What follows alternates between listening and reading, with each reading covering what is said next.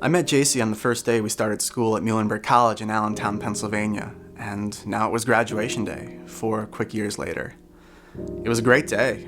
We celebrated with both of our families together.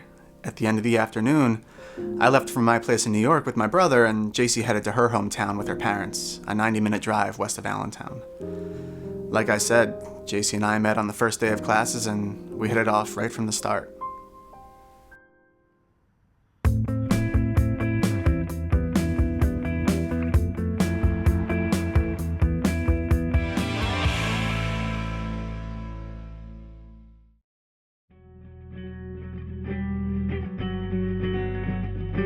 Back at my place, my brother and I were just hanging, watching some playoff basketball. And I was thinking about life, It had been a good day. I had called and texted JC a couple times just to let her know I'd gotten home, that was our rule.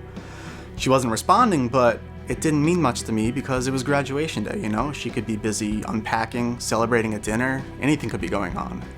But it was those calls and texts piling up on her phone, which is the reason I got called first that night. My phone rang at about 6 p.m. and it was JC's cell phone calling my cell phone. And so I picked up and I said, "Hey babe." But it wasn't her voice on the other side. This person asked me if this was JC Good's phone. I said, "Yeah, it's JC's phone. Why? Did she leave it at school? Did she drop it?" But she said no. She said, "My name's Barb, and I'm a chaplain at Reading Hospital in Pennsylvania. There's been an accident." There's been an accident. Hearing that line on the phone was like getting punched in the gut. I couldn't really even react. It was a chaplain that called, so I knew something really bad had happened. She said she couldn't tell me more since I wasn't family. At the end of the call, she asked who she should call next. I said, "Call JC's brother Jared." She said she would and that someone would get back to me, and then she hung up. 2 hours passed and they never called back. And to me, that meant JC was gone, That's it. She's gone.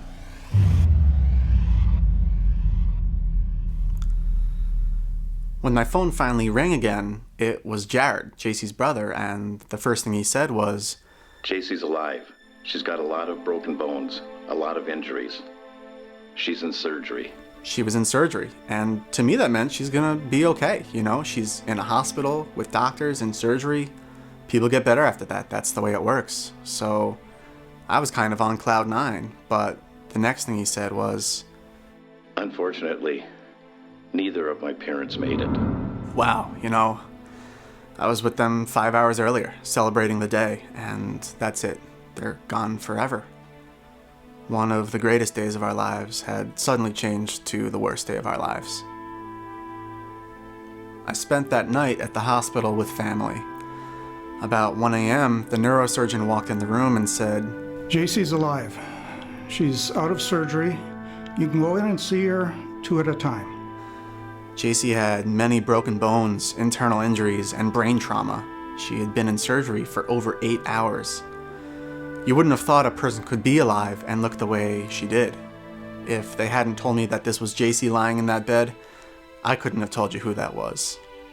It was after about 2 weeks that she started to wake up a little bit. But for 23 hours of the day, she was just completely in her own world. It was as if she couldn't see the people standing in front of her, couldn't hear the people talking to her.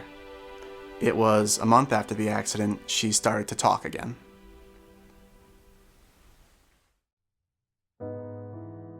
It took a long time to heal.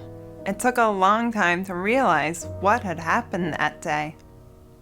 One of my earliest memories was on my birthday, which is July 11th. It's almost 2 full months after the crash, and I was just very upset that my parents had not come to see me in the hospital on my birthday. And I just kept asking where they were and why they weren't there. My brother kept telling me over and over again that Mom and Dad had been in the car with me and they didn't make it out. Every time he told me that, I said, "I don't think you're funny. You'll tell terrible jokes. Stop pulling my leg." Because after the brain injury, it just didn't sink in literally for months. It was probably mid-August before it finally just hit me, kinda all at once. and it's still kinda slowly sinking in every day. With the brain injury, it's forever. It's every day, forever. And there's no healing or undoing. I don't have the brain cells that know how to move my left wrist, my fingers, I can't move them at all. My left ankle, I can't move my left toes. I can move the big muscles, but that's pretty much it. And this is the body I'm stuck in for the rest of my life because of one person's decision. 2 months after the accident, we moved to a rehab hospital. They started JC off at preschool level reading comprehension, telling time, doing math. It took months of hard work for her to make progress. 3 months after the accident, JC stood for the very first time. Here's a picture I snapped on my cell phone. You know, it's not much to look at, but what it meant for the rest of our lives to think maybe JC won't be confined to a wheelchair and maybe we could get back to some of the things we'd wanted for ourselves. It was kind of a big moment, so it's one of my favorite pictures. 4 months and a day after the accident, we moved out of the hospital world back into her parents' house. Once I understood what happened, I just wanted to know how it happened, who had been driving, who had done something wrong to cause me so much physical and emotional pain. As I looked into it, I found that my dad had been driving, but he hadn't done anything wrong, which made sense. He was the safest driver I knew. From the police reports, news reports, and from what Steve and friends told me, I came to understand what happened on the road that day. It had been an enjoyable ride. After the graduation, it was nice to relax. My dad and I were talking as we drove south on a familiar 45-mile-per-hour road. Meanwhile, there was a tractor-trailer heading north in our direction on the same road. On an intersecting road, there was a van driven by an 18-year-old young man. His cell phone rang, and he decided to answer it. As we all approached the intersection at the same time, the young man apparently didn't see the stop sign. The truck driver swerved to miss the van and hit us head on.